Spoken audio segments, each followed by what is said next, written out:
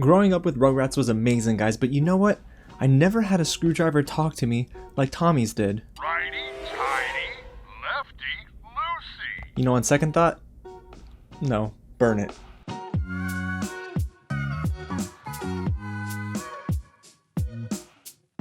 What's going on, you guys? James here with another real review, and today we get the chance to talk about Rugrats, the reboot on Paramount Plus, the first 3 episodes because they sent it to me early for review, so thank you so much to the team over at Paramount Plus for doing that. This is a reimagining of the 90s cartoon series that I grew up watching, but now in 3D form. Trust me, it takes a little while to get used to that animation style, but I'm going to talk about what works and what doesn't work too well with these first 3 episodes. But before we get started, guys, if it is your first time here at the channel, welcome to Real James, where I talk about movies and TV early like this all the time. We do a ton of reviews and reactions, so if you like all of that, go ahead and hit the big red button below, subscribe to the channel, and tap on that bell so you'll be the first one in the comments. Smash that thumbs up button, guys, and get loud down below and let me know what you guys thought of these first 3 episodes or of the series in general, because if you're watching this on May 27th when it starts streaming on Paramount Plus, you'll have access to all of the episodes. I believe it's 26 episodes, so I can't wait to hear your guys' thoughts on this reboot. Alrighty, y'all, well, you know what? It's time to get into what works with Rugrats.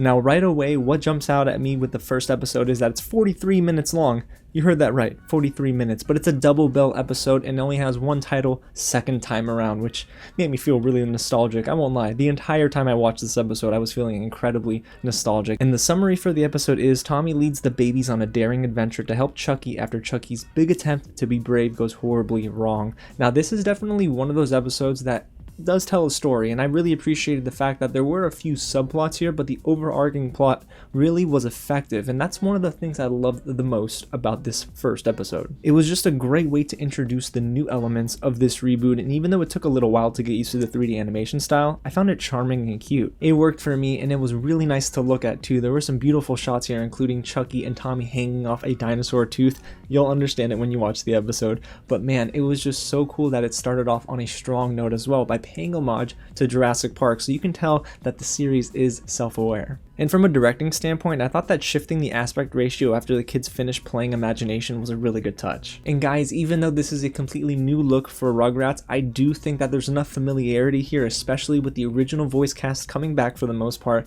that's going to make OG fans like myself really happy. It really was a pleasant surprise that most of that 90s cast is back. You have Elizabeth Daily as Tommy, Nancy Cartwright as Chuckie, and even Cheryl Chase as Angelica. You even have Cree Summer back as Susie, and she's a legend anyway, but she's so good, and the entire cast really just comes together, and it's almost like they never stopped working together, and that's a beautiful thing. And what helps with this double episode is that it has a lot of time to breathe. Yes, it's 43 minutes long, but the storylines are engaging. There's enough childish content here that will serve kids, but then there's a lot of content here in the writing that will appeal to adults as well, whether you're watching it for the first time or maybe you're revisiting it to see if it is going to be just as good as the classic. I don't think anything will top it, but this gets pretty close. And I love the humor as well. I found myself genuinely laughing at a lot of the punchlines, and that's thanks to Lil and Phil DeVille and the comedic timing and brilliance from Kath Soucie. Honestly, it is just so good. It could be little quips every now and then, but the writing and the humor here in this first episode was really strong. It was also such a joy to see characters I haven't watched in over a decade go back and forth with one another. Grandpa Lou Pickles is now a yogi. You have Betty DeVille, who's a barista that is trying to appeal to Gen Zers,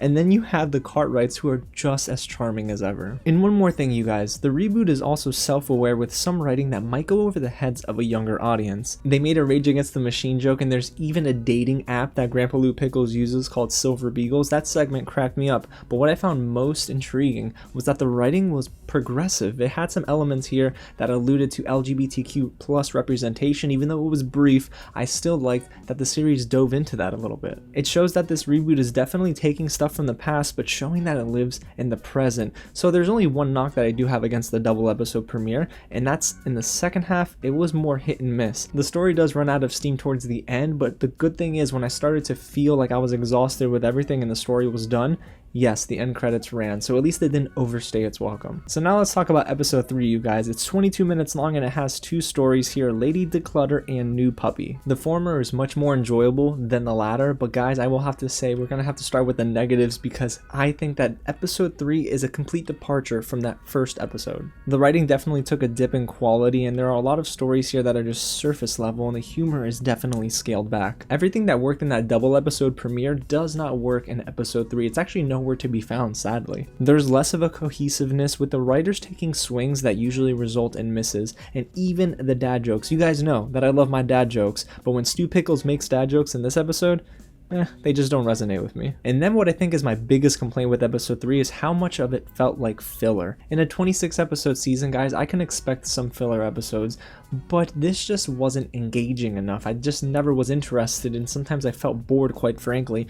Maybe kids will appreciate some of the more zany moments, but for me, I didn't feel like anything that we loved in the beginning was found here. However, it's not all doom and gloom for episode 3, guys. Lil and Phil are still gems here, and I still liked where they went with Lady Declutter. The only thing is, when I felt the story was starting to reach its peak and they were going in a really interesting direction, they raced to the finish line and quickly resolved the conflict. So I don't know, maybe the writers needed to let this breathe a little bit more, or maybe they just had to go back and reorganize their thoughts, because I just didn't care too much for episode 3, and I thought both of those stories again were pretty weak. So overall, you guys, with these 3 episodes, I can confidently say that the Rugrats reboot is actually okay. There's nothing that's exceptional with it, right? Because the cartoon series sets a certain precedent that I don't think the reboot ever gets close to. However, I still think that double episode premiere was really strong, and it got me hooked, and I kind of want to see more of that with the other 23 episodes. The voice cast is great. I mean, there's so much charm in this, and I think the animation style isn't as bad as some other people were making it out to be, because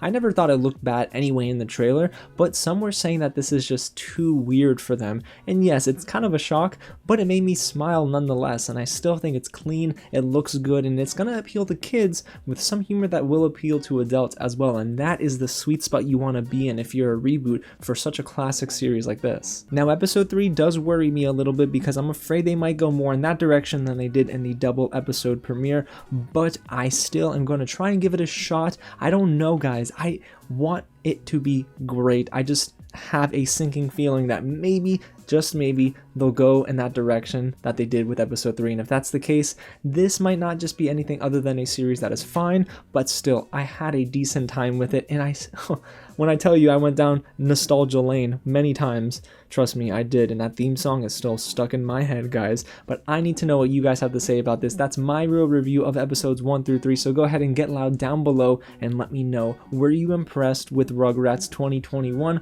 or are you going to stick to the original and let this one just kind of, play to a younger audience in today's generation? Let me know down below. And if you haven't already, guys, go ahead and hit that big red button and subscribe to the channel and help us get to 5,000. We're so close, and it's all because of your love and support. We got Cruella, A Quiet Place Part 2, and so much more to talk about this week on the channel. Alrighty, y'all, well, I'm gonna go find out whether or not that screwdriver's still talking.